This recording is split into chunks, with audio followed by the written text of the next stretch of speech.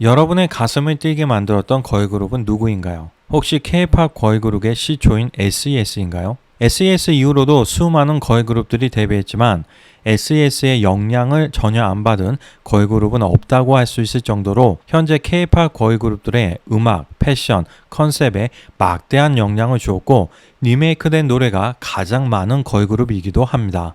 SES가 아니면 10미닛으로 한국 최고의 스타로 떠오른 효 리더의 핑클인가요? 많은 걸그룹들이 청순 컨셉으로 데뷔하고 몇 년이 지난 후에 섹시 컨셉으로 전환하는 경우가 많은데 그 첫 번째 사례가 핑클이었습니다. 핑클이 아니라면 한국 걸그룹 역사상 세계적으로 최고의 인기를 끌고 있는 블랙핑크인가요? 공식 유튜브 채널 구독자 수가 전 세계 아티스트 중 1위입니다. 유튜브에서는 저스틴 비버도 아리아나 그란데조차도 넘어선 것입니다. 아니면 사랑에 빠진 소녀의 마음을 감성적으로 잘 표현한 4세대 걸그룹의 대표주자 아이브일까요? BTS의 여동생 그룹으로 올해 가장 큰 주목을 받고 있는 뉴진스는 어떤가요? 바야흐로 국내외를 불문하고 대한민국 걸그룹 정선시대라 할 수 있으며 이는 한한령으로 한국의 대중문화를 철저하게 봉쇄하고 있는 중국도 예외가 아닙니다. 중국 학생들이 한국 아이돌의 댄스를 커버하는 모습은 너무나 많습니다. 그렇다면 이렇게 많은 걸그룹 중에서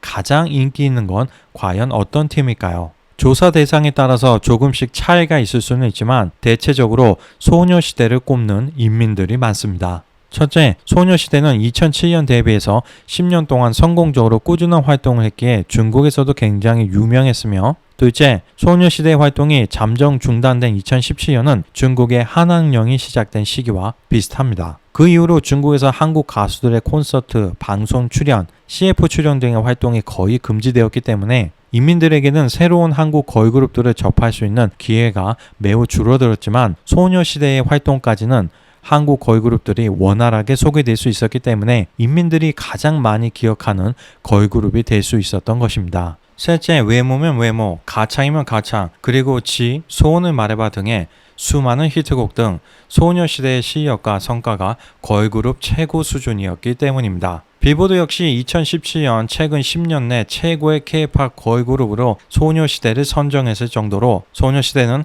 세계적인 수준이었으며 명실공히 한국을 대표하는 걸그룹이라고 할 수 있겠습니다. 오늘은 지난달 컴백한 소녀시대에 대한 중국 반응과 얼마 전 중국 예능에 출연했었던 전 멤버 제시카에 대한 소식을 전해드리겠습니다.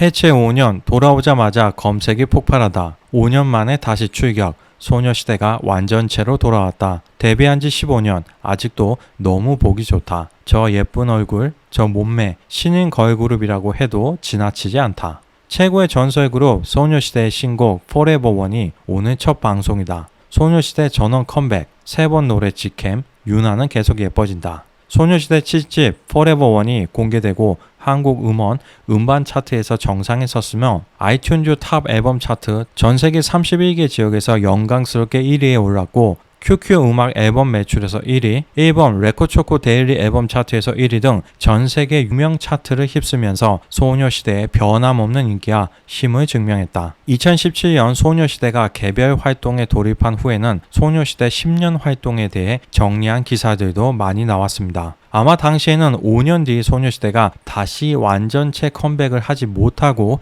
그냥 그렇게 해체될 것이라 예상했던 사람들이 많았던 것 같습니다. 소녀시대 10년 유명사, 비록 9명 중에서 5명만 남았지만 그녀들은 영원히 소녀시대. 2007년 데뷔한 소녀시대는 당시 9명의 고등학생이었으며 가장 인원이 많은 걸그룹이었다. 스타 제조기 SM에서 육성되었지만 당시 멤버들이 너무 많아 과연 인기가 얼마나 오래 갈 수 있을까라는 인식이 있었다. 한국 연예계에서 가장 큰 성강수루타는 소녀시대 멤버 중 3명이 재계약을 하지 않은 것이다. 수영, 서연은 연기자의 길을 걷기로 선언했으며 티파니는 미국으로 돌아가 공부를 하기로 해서 팬들의 마음이 굉장히 아프다. 이처럼 중국에서도 많은 사람들이 소녀시대를 기억하고 그리워하고 있었습니다. 따라서 최근 소녀시대의 컴백은 한국을 넘어 전 세계 많은 팬들에게 마치 예상치 못한 소중한 선물 같은 기쁜 소식일 것입니다. 하지만 소녀시대를 보면 생각나는 아픈 손가락이 하나 있습니다. 바로 2014년 미스터를 끝으로 팀을 탈퇴한 제시카입니다. 제시카는 태연과 함께 메인 보컬이라고 볼 수 있는 멤버였습니다. 노래 파트도 팀 내에서 두세 번째로 많았습니다. SM에 캐스팅되어 연습생 생활을 무려 7년 6개월이나 하였고 데뷔 전 김조한에게 보컬 트레이닝을 받기도 했다고 합니다. 김조한은 노래를 잘 가르치는 것으로 매우 유명했는데 성시경도 배우고 싶었지만 너무 비싸서 포기했으며 슈퍼주니어의 규현 역시 배운 적이 있었지만 너무 비싸서 2달밖에 못했을 정도라고 합니다. 즉 제시카는 연습생이었을 때부터 SM에서 많은 투자를 받던 기대주였고 중국에서는 제시카의 갑작스러운 탈퇴가 큰 화제였습니다. 2014년 9월 30일 제시카가 웨이보에 글을 올렸다. SM과 소녀시대 8명이 나에게 나는 이미 소녀시대의 멤버가 아니라는 통보를 했다. 정당한 이유도 없이 나는 퇴출당했다. 소식이 나오자마자 많은 제시카의 팬들은 전혀 이해할 수 없었고 굉장한 분노를 느꼈다.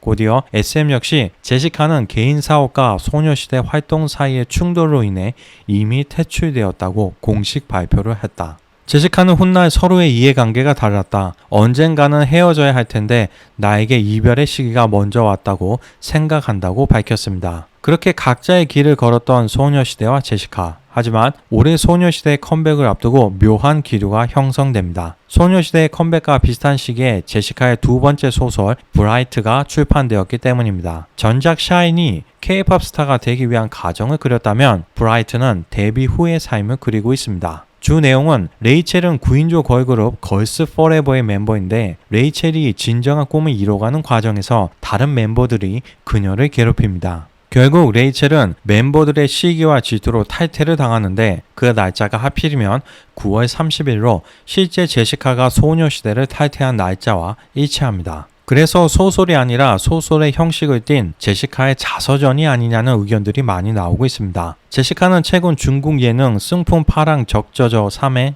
출연하면서 타일러 권의 전 여친인 질량청과 마주하게 되었습니다. 질량청은 홍콩의 유명 스타로 트윈스의 멤버이며 예전 홍콩 연예계를 떠들썩하게 만들었던 진관이 비디오 스캔들의 피해자입니다. 현지에서는 해당 예능에 대해서 그리고 제시카의 출연에 대해서 비중 있게 소식을 전하고 있지만 제시카의 국적이 미국임에도 불구하고 조선족으로 표기하는 등의 논란도 있었습니다. 솔직히 말하면 시즌 1에서 2까지 열기가 하락하긴 했지만 투입된 프로그램 제작팀의 노력과 자본은 증가했다. 섭외한 출연자의 인지도도 시즌 1과 비교하면 훨씬 높아졌다. 그래서 시즌 3이 시작하면 적지 않은 사람들이 오랫동안 보지 못한 인지도 높은 여성 스타들의 라인업을 기대할 것이다. 제시카는 최근 웨이보에 자주 소식을 올린다. 다들 알다시피 제시카는 2021년 한 해 동안 겨우 2개의 소식만 업로드했는데 2022년이 된 지 얼마 안 되었는데 벌써 10개 이상을 올렸다.